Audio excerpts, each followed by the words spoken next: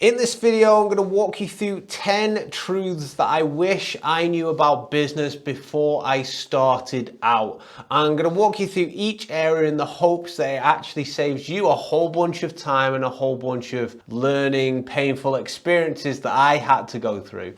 Hi, my name's Lally. I'm an entrepreneur based in the UK, and I am building this channel to basically help you guys live a happier and more profitable life with a better business. So let's start off with number one here. On my notes here, I've written the biggest difference between success and failure is commitment.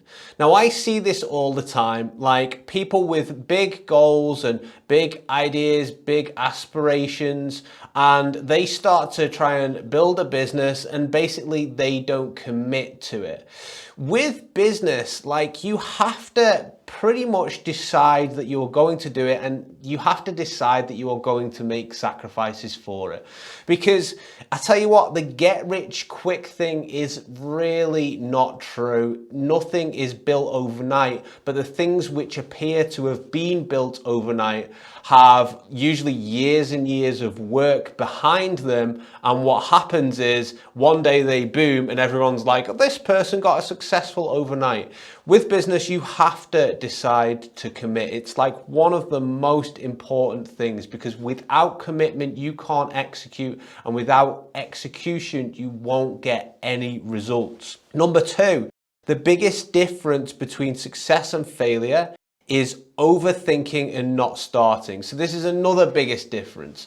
Lots and lots of people think about an idea for ages. They think, should I do it? I'm worried about being judged if I maybe like put some content out there about this thing, or, I'm worried that things will go wrong if I try this particular approach. You need to really flip that on its head, because I used to be that person as well, and get into the mindset of that you should be testing very quickly to find out what works. So test a whole bunch of ideas over a certain amount of time, and then cut the ideas which don't actually work.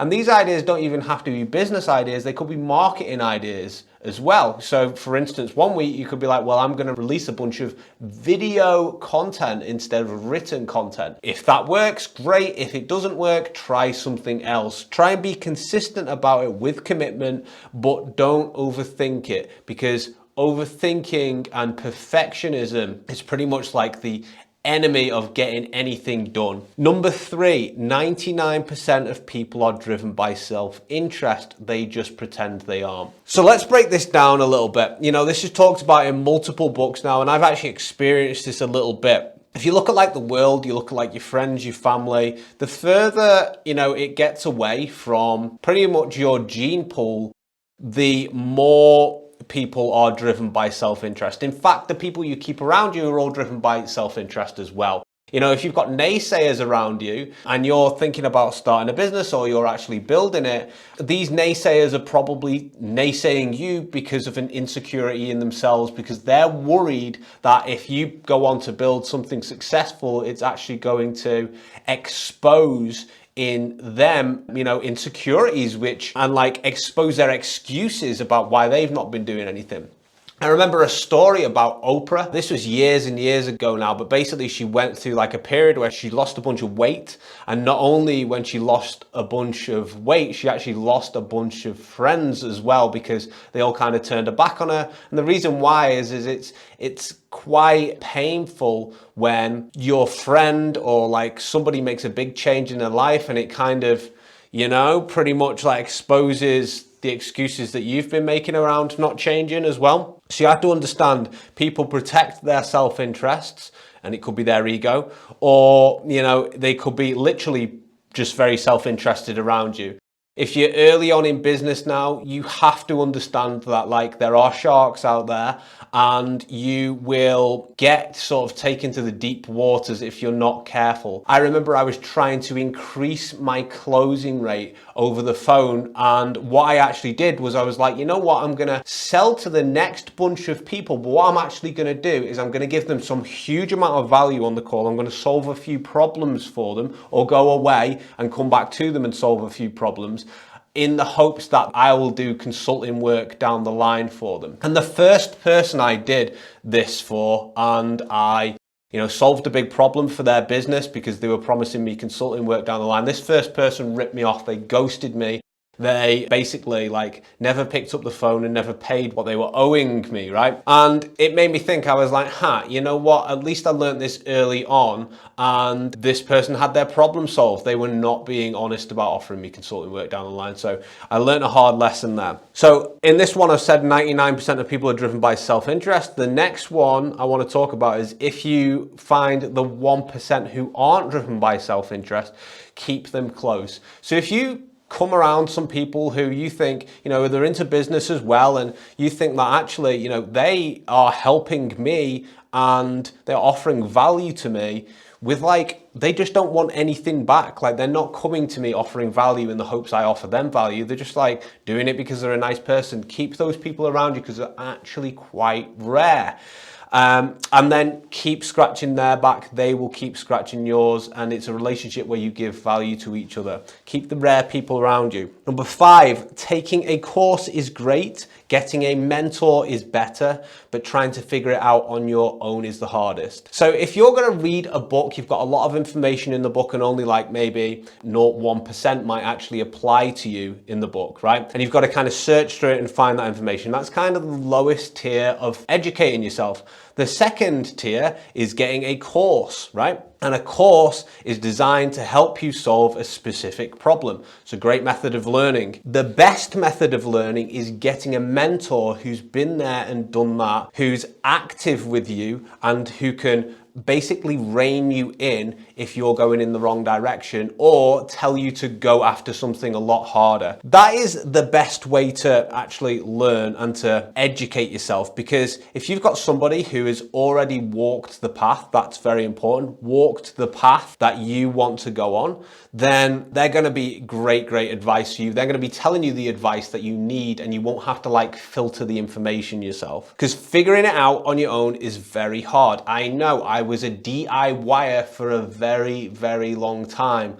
I thought I knew it all. It comes from ego, it comes from pride. I was raised by a mum on her own, and she was very proud as well. As a consequence, I was very proud. I thought I didn't need any help. And there's so much that you don't know out there. In fact, what's even more important is you don't know what you don't know. So what I would advise is do your best to try and go up that ladder there. If you haven't got the money, get the book. If you have got a bit of money but not enough to hire a person, get the course. If you've got excessive amount of money, get a mentor or a coach and try and learn everything from them as much as possible, particularly if it's a person who's been there and done that. You don't want a person who's just trying to give you advice and hasn't actually walked the path before, because they don't really know what they're talking about. So number 6 is the most important skill is to be able to filter the bad advice from the good advice.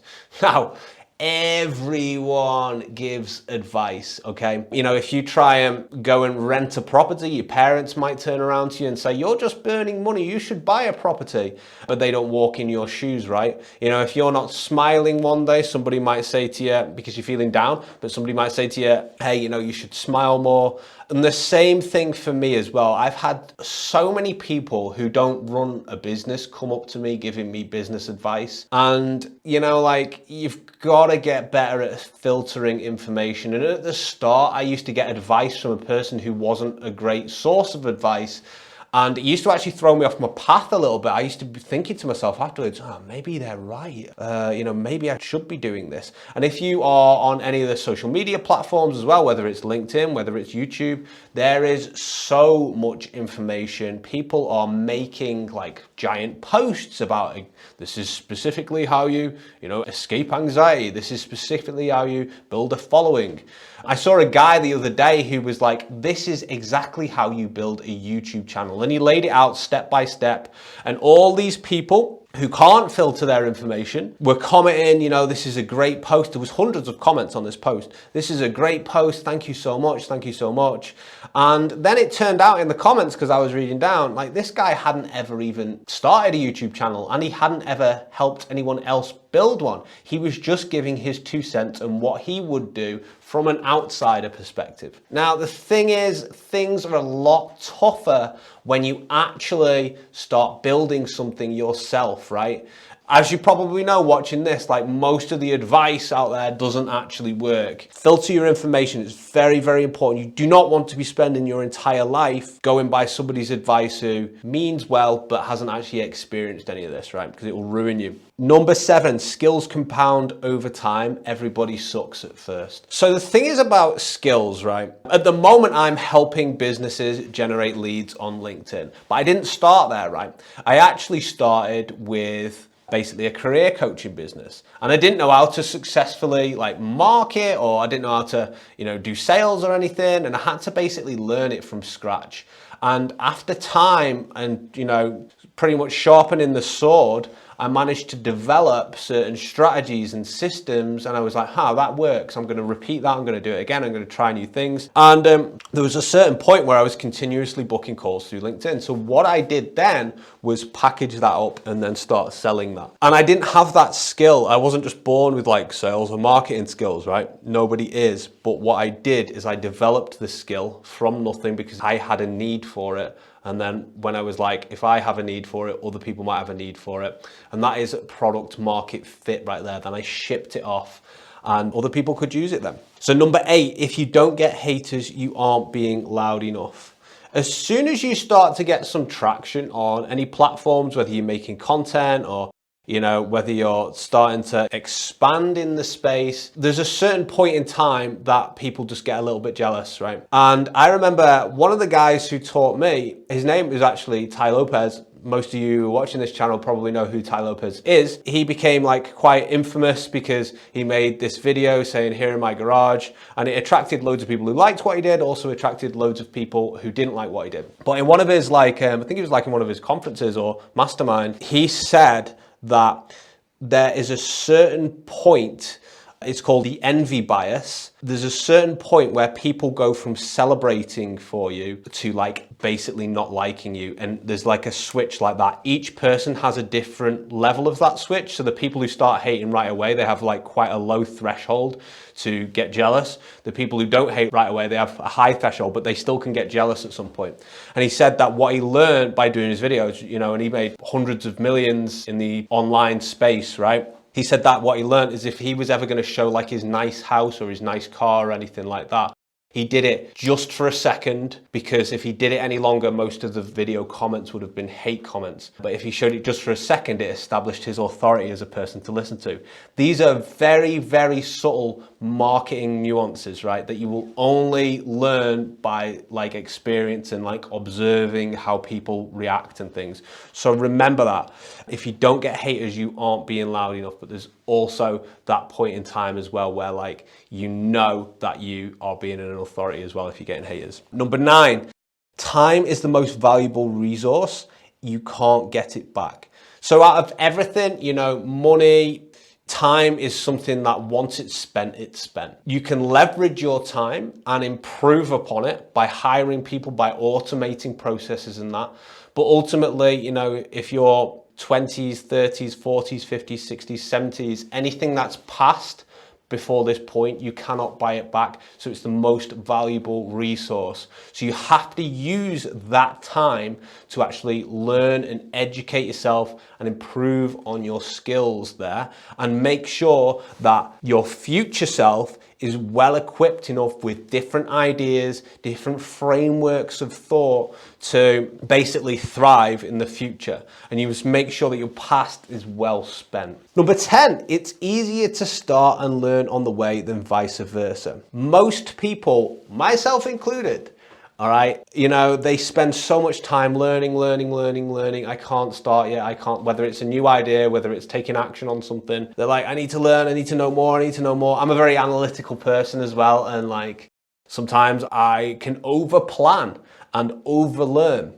But what would actually be better for me and for most people from what I've seen is you start, then learn. So you basically have just enough information and then you start, then learn. I think Colin Powell, he used to have the 40% rule. And basically he was like, if I know 40% of all the information, it's time to act. So if there's a situation and I know 40% of it, it's time to act. So get 40% of the information, then proceed, learn on the way, because remember, experience is invaluable as well.